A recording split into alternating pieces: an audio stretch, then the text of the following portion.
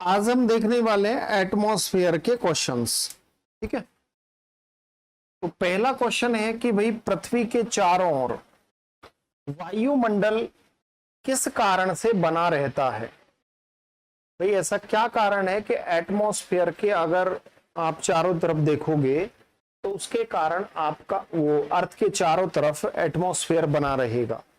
पहला है घूर्णन, दूसरा है परिक्रमा, तीसरा गुरुत्वाकर्षण, चौथा तापमान। तापमान तो होगा नहीं, इसका कोई रीजन है नहीं।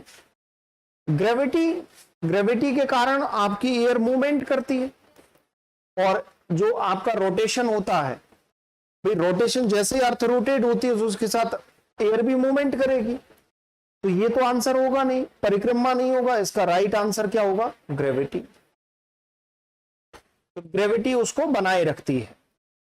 दूसरा है पृथ्वी के वायुमंडल में सबसे अधिक पाई जाने वाली गैस कौन सी है?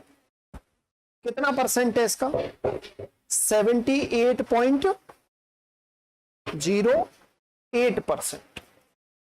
भाई ये 78.08% है और ये 20.94% है और ये कितनी है? 0.03%। ठीक है, तो ये तीन आपकी मेन गैस है। तो सबसे अधिक कौन सी पाई जाती है? आपके नाइट्रोजन। अगला क्वेश्चन देखो कितना प्यारा है। वायुमंडल में ऑक्सीजन की प्रतिशत मात्रा लगभग कितनी है? तो इसका कितना आ जाएगा? 21%। 20.94% ऑक्सीजन है, तो इसका राइट आंसर कितना हो जाएगा? 21%। इसमें ये नाइट्रोजन हो गई और ये आपकी कौन सी हो गई? CO2। CO2 और वाटर वेपर्स किसके लिए आवश्यक है? टेरेस्ट्रियल रेडिएशन, क्योंकि ये ब्लैंकेट का काम करते हैं ना। क्षोभ मंडल की ऊपरी सीमा को क्या कहते हैं?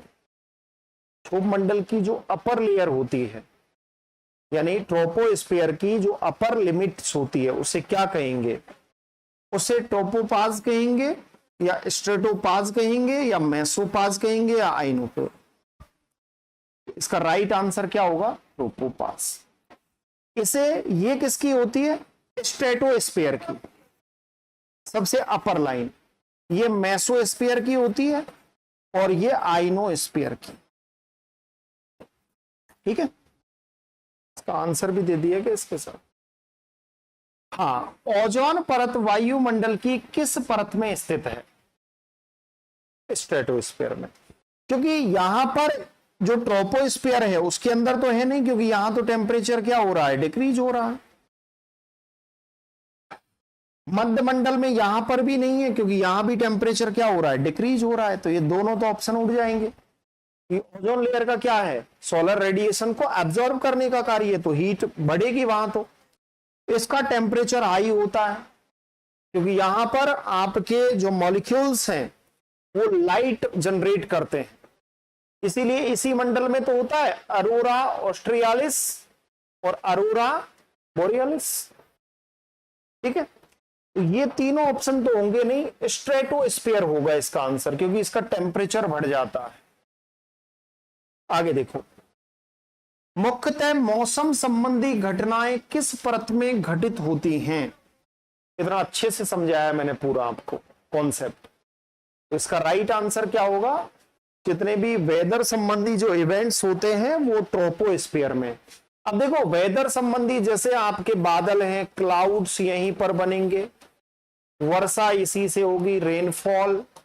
इसके अलावा आपके फॉग्स, जो फॉग डेवलप होते हैं वो भी यहीं पर होते हैं। आपका अधिकतम जलवाष्प होता है वो भी इसी में होता है, वाटर वेपर्स। ठीक है, तो इसका राइट आंसर ए होगा। बाकी आपको पता है मेसोस्फीयर, एक्सोस्फीयर। एक्सोस्फीयर का सबसे ज्यादा टेम्परेचर होता है 5500 डिग्री सेल्सियस। इसमें सैटेलाइट्स भी होती हैं। कौन सी गैस अधिकांश पराबैंगनी किरणों को अवशोषित करती है? नाइट्रोजन करती है क्या? करती है। वैसे तो, लेकिन अधिकांश अल्ट्रावायलेट वेव्स की बात कर रहे हैं। तो मैक्सिमम अल्ट्रावायलेट को, जो अल्ट्रा आपके वायलेट जो वेव जो होंगी उनको अब्जॉर्ब करने का कार्य ओजोन करेगी, लेकिन मिनिमम जो आपके बहुत वो रहती हैं तो उनको कौन करती है? मिनिमम अल्ट्रावायलेट वेव्स को नाइट्रोजन और ऑक्सीजन। कार्बन डाइऑक्साइड का कार्य है टेरेस्टेरियल रेडिएशन का एब्जॉर्ब करना, और एब्जॉर्ब करके फिर रेडिएशन को रिलीज करना अर्थ पर। ठीक है। मध्य मंडल की ऊंचाई कितनी है? मेसोस्फीयर, बताओ। राइट भाई, हाइट का मेजरमेंट कैसे करोगे भाई? 18 किलोमीटर तक तो कौन फैला हुआ है? ट्रोपोस्फीयर। 18 से 50 किलोमीटर तक स्ट्रेटोस्फीयर।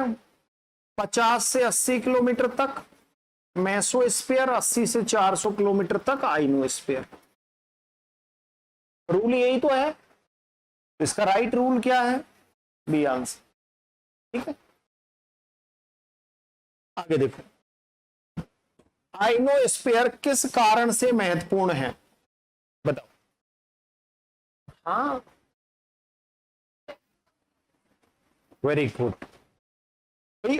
ओजोन का फॉर्मेशन करने के लिए तो स्ट्रेटोस्फीयर है, राइट? ये तो आंसर होगा नहीं। वेदर सिस्टम के लिए ट्रोपोस्फीयर है। ग्रीन हाउस इंपैक्ट के लिए भी कौन है? ट्रोपोस्फीयर है। ये तो तीनों तो रॉन्ग हो गए, तो एक ही राइट बचा, है ना? किस परत में ऊंचाई बढ़ने पर तापमान भी बढ़ता है? बताओ भाई। अगर हम देखें कि भाई ट्रोपोस्फीयर में ऊंचाई के साथ टेम्परेचर इंक्रीज हो रहा है क्या? नो सर, इसमें तो डिक्रीज होता है। इसमें तो स्थिति ऐसी बन जाती है -45 degree Celsius oblique -80 degree Celsius. Stratosphere mesosphere में तो टेम्परेचर फिर डिक्रीज हो रहा है, इसमें तो -100 डिग्री सेल्सियस हो जाता है। ये भी रॉन्ग, ये भी रॉन्ग। एक्सोस्फीयर ऊंचाई बढ़ने पर तापमान भी बढ़ता है, इसमें तो बहुत हाई हो जाता है।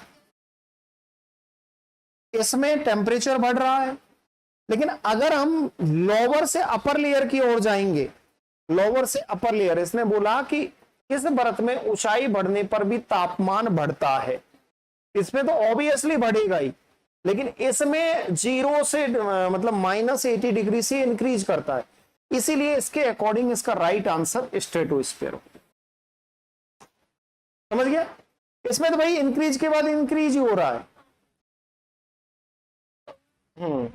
वायुमंडल में कार्बन डाइऑक्साइड की मात्रा लगभग कितनी है? बताओ। 0.03 से लेकर 0.04% कार्बन डाइऑक्साइड और वाटर वेपर्स ये ग्रीन हाउस इंपैक्ट में काम करते हैं। ठीक है। बहिर्मंडल मुख्यतः कौन सी गैस पाई जाती है? बता। Very good, hydrogen and helium. इसमें अगर आप गैसें देखोगे तो नाइट्रोजन, ऑक्सीजन, हीलियम और हाइड्रोजन, ऐसे ही तो होती है, राइट? इसमें गैस देखोगे तो सबसे आउटर लेयर है, तो इसमें हाइड्रोजन और हीलियम दोनों रहेंगी। कौन सी गैस ग्रीन हाउस गैस कहलाती है? Carbon die oxide.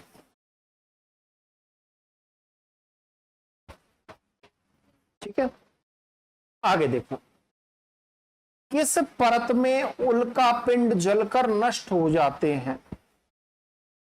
बताओ। उल्का पिंड सोचो।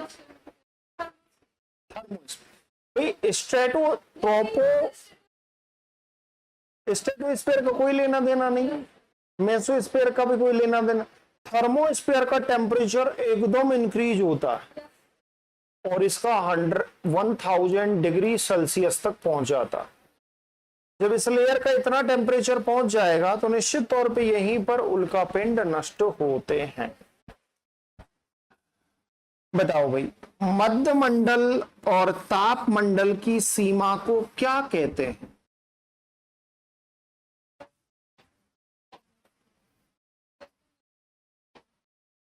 मैंने आपको बहुत अच्छे से समझाया था कि ट्रोपोपॉज किसे कहेंगे, जो आपके ट्रोपोस्फीयर और स्ट्रेटोस्फीयर के बीच में होगी। ये तो होगा नहीं आंसर। स्ट्रेटोपाज किसे कहेंगे, जो स्ट्रेटोस्फीयर और मेसोस्फीयर के बीच में होगी। ये तो इसने कहा नहीं है अभी। एक्सोस्फीयर किसे कहेंगे, जो एक्सोस्फीयर और स्पेस के बीच में होगी।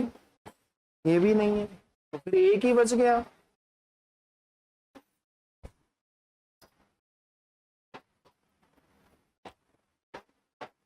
हाँ बताओ, वायुमंडल में कौन सी गैस रासायनिक रूप से निष्क्रिय है?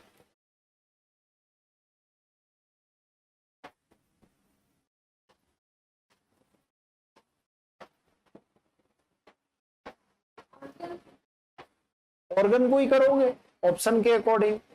भाई नाइट्रोजन, ऑक्सीजन और ओजोन ये तो सब सक्रिय हैं, तो फिर निष्क्रिय किसको करना पड़ेगा? ऑर्गन को करना पड़ेगा।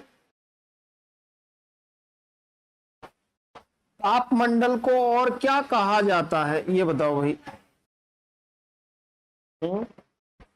थर्मोस्फीयर इज आल्सो कॉल्ड, बताओ।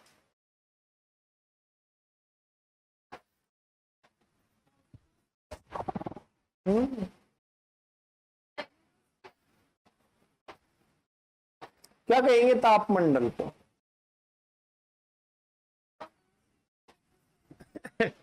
इसको मैग्नेटोस्फीयर क्यों कहेंगे? ये भी नहीं कहेंगे, ये भी नहीं कहेंगे।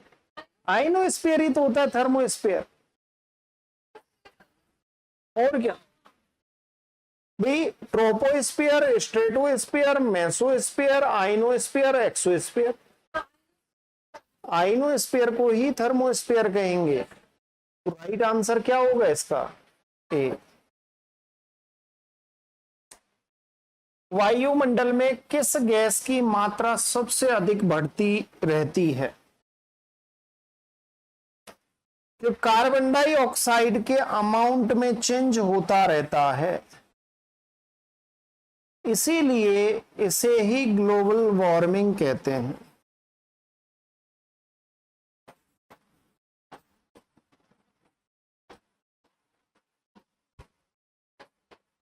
भाई और में तो इतना चेंज होता ही नहीं है।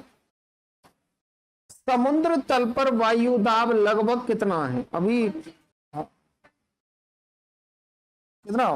10135, वो 1013.25 मिलीबार, वो ठीक है। सम वायुमंडल की ऊंचाई वो कितनी ऊंचाई तक फैला है? हाँ बताओ।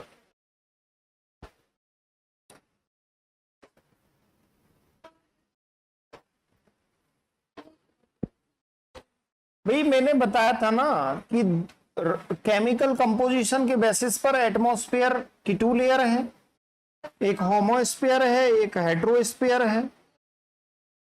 होमोस्फीयर की 3 लेयर हैं, ट्रोपोस्फीयर, स्ट्रेटोस्फीयर, मेसोस्फीयर। 80 किलोमीटर और 80 से लेकर 10,000 किलोमीटर तक हेट्रोस्फीयर। 2 लेयर है, आइनोस्फीयर, एक्सोस्फीयर। क्या आंसर है? बाकी कल करेंगे। इजी हो गए, ये क्वेश्चन इजी थे।